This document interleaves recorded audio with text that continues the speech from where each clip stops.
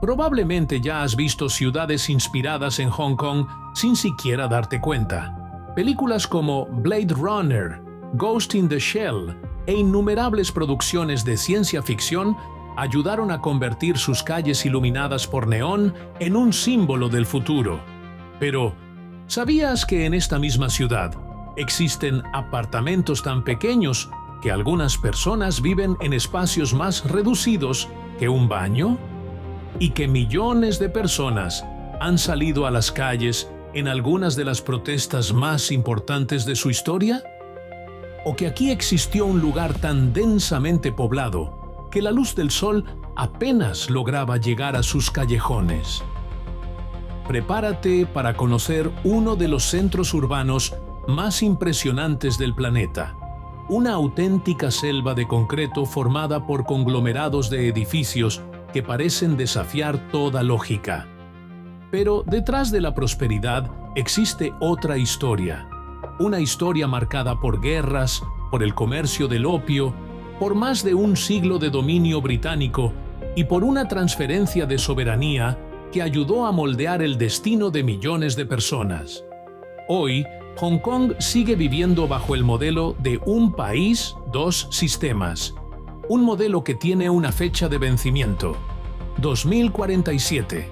Y a medida que ese año se acerca, crecen las dudas sobre lo que ocurrirá con una de las ciudades más influyentes y espectaculares de Asia.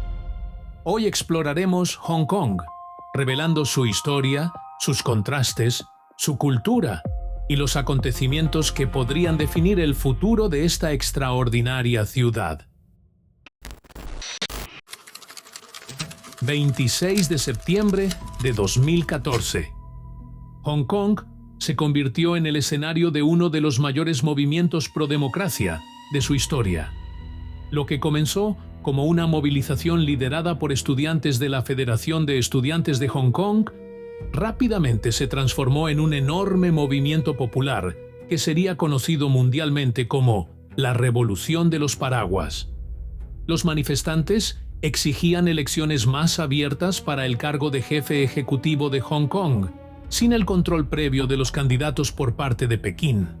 Para muchos de ellos, esta era una promesa hecha cuando la antigua colonia británica fue devuelta a China en 1997. Cuando la policía utilizó gases lacrimógenos para dispersar a la multitud, los manifestantes comenzaron a usar paraguas como protección.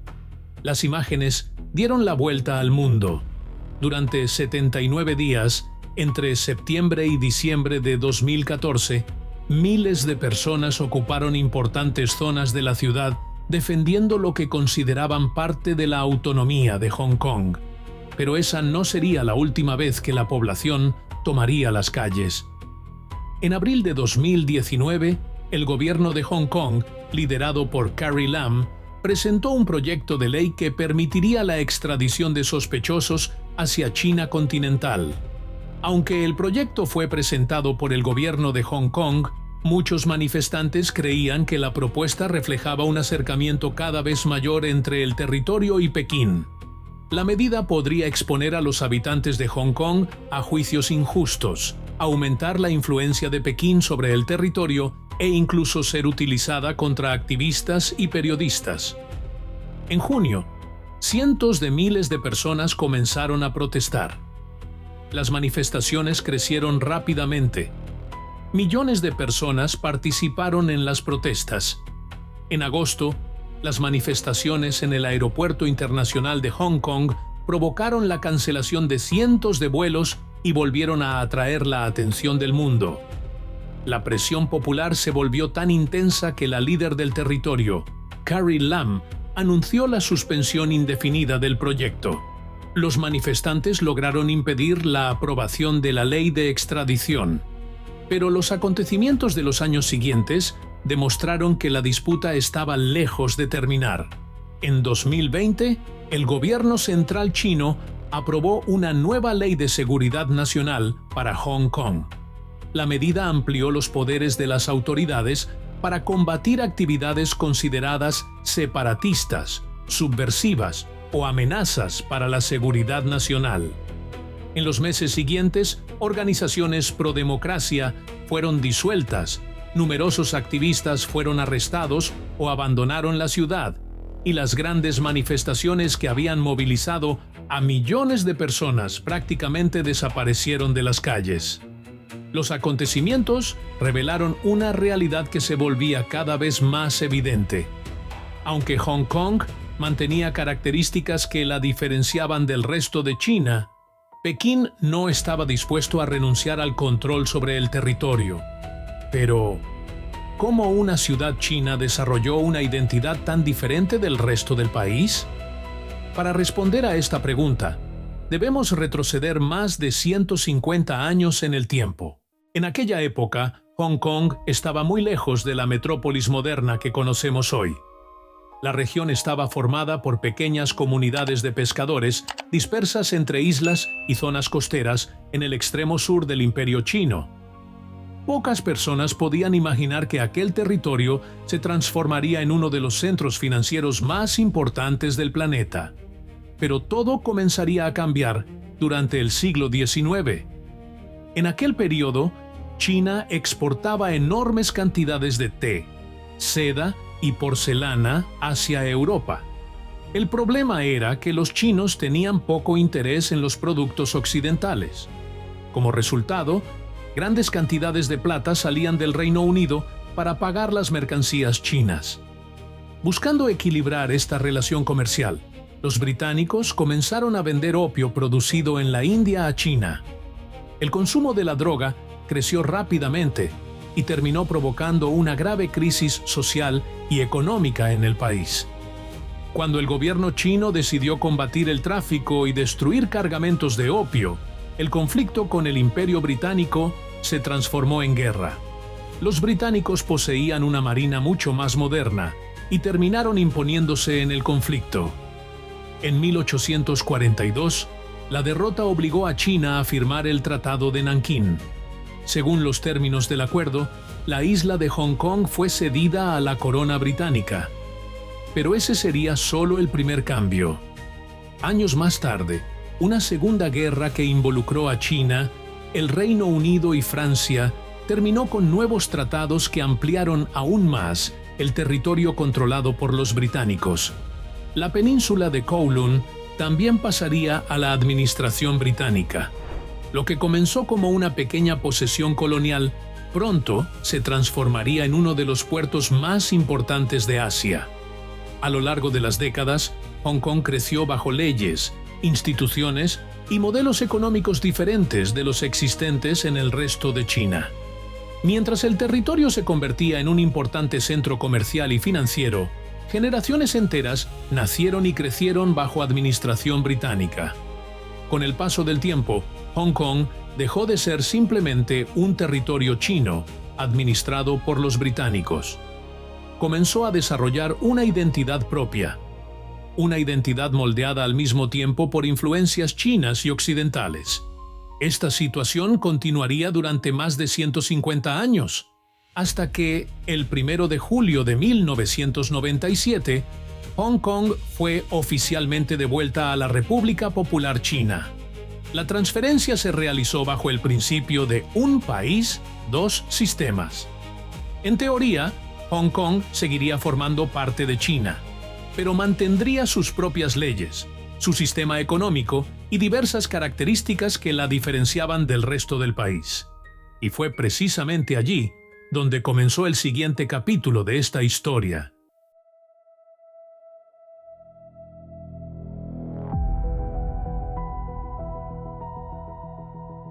Si alguna vez has visto películas como Contacto Sangriento, Bloodsport, Blade Runner o numerosas producciones de acción y ciencia ficción, probablemente ya has visto ciudades inspiradas en Hong Kong. Durante décadas, sus calles estrechas, los mercados tradicionales, los letreros luminosos y la impresionante selva de rascacielos ayudaron a construir una identidad visual tan impactante que influyó en cineastas y artistas de todo el mundo. Pero esa identidad va mucho más allá del cine. Se manifiesta en los pequeños detalles de la vida cotidiana. mientras que la mayor parte de China utiliza predominantemente el mandarín y los caracteres chinos simplificados. En Hong Kong, el cantonés sigue siendo la lengua más hablada por la población, y los caracteres tradicionales continúan presentes en carteles, fachadas y documentos. Al caminar por las calles de la ciudad, también es común encontrar señalizaciones escritas tanto en chino como en inglés, una herencia del periodo en que Hong Kong estuvo bajo administración británica. Esta influencia también puede observarse en la circulación por la izquierda, en los tradicionales autobuses rojos de 2 pisos, en los tranvías que recorren la isla desde hace más de un siglo, e incluso en el sistema jurídico, que conservó características inspiradas en el modelo británico. Pocos lugares del mundo han logrado combinar de forma tan armoniosa elementos de Oriente y Occidente. El resultado es una ciudad que sigue siendo profundamente china en sus raíces, pero que desarrolló una personalidad propia a lo largo de más de 150 años de una historia única. Y esta identidad no solo transformó la cultura de Hong Kong, también ayudó a construir una de las economías más poderosas de Asia. Hoy, Hong Kong es considerada uno de los centros financieros más importantes del planeta. Su bolsa de valores se encuentra entre las más grandes del mundo. Miles de empresas internacionales mantienen oficinas en la ciudad, y su puerto ayudó a convertir al territorio en una de las principales puertas de entrada para el comercio en Asia. Pero existe un detalle curioso. A pesar de toda esta riqueza, Hong Kong enfrenta un problema que ha moldeado profundamente su historia: la falta de espacio. Gran parte del territorio está formada por montañas, áreas protegidas y regiones de relieve accidentado. Como resultado, solo una porción relativamente pequeña de su superficie total se utiliza para la ocupación urbana. Y fue precisamente esta limitación la que llevó a Hong Kong a crecer de una manera poco común. En lugar de expandirse hacia los lados, la ciudad comenzó a crecer hacia arriba. Hoy, más de 9.000 edificios superan los 14 pisos de altura, formando uno de los paisajes urbanos más impresionantes del planeta. Durante la noche, los rascacielos iluminados crean una imagen tan impactante que se ha convertido en una de las más reconocidas del mundo. No por casualidad, esta combinación de densidad urbana, luces de neón y enormes torres de cristal ayudó a inspirar innumerables representaciones de ciudades futuristas en el cine y la cultura popular. Pero la escasez de espacio en la ciudad produjo algo aún más extraordinario. Durante buena parte del siglo XX, una pequeña zona de la península de Kowloon albergó uno de los lugares más densamente poblados de la historia de la humanidad. Un lugar tan inusual que parecía sacado de una película de ciencia ficción. La ciudad amurallada de Kowloon. Originalmente, era una antigua fortaleza militar china.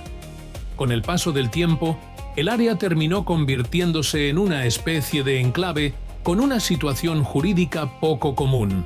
Aunque estaba rodeada por territorio administrado por los británicos, su condición especial hizo que, durante décadas, el control de las autoridades fuera extremadamente limitado.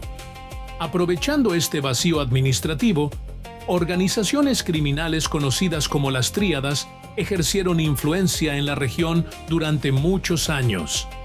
Al mismo tiempo, la ciudad amurallada también se convirtió en un refugio para miles de personas comunes que buscaban vivienda barata en una ciudad cada vez más costosa y superpoblada. Los edificios fueron construyéndose prácticamente unos sobre otros, formando un enorme bloque de concreto oscuro y húmedo.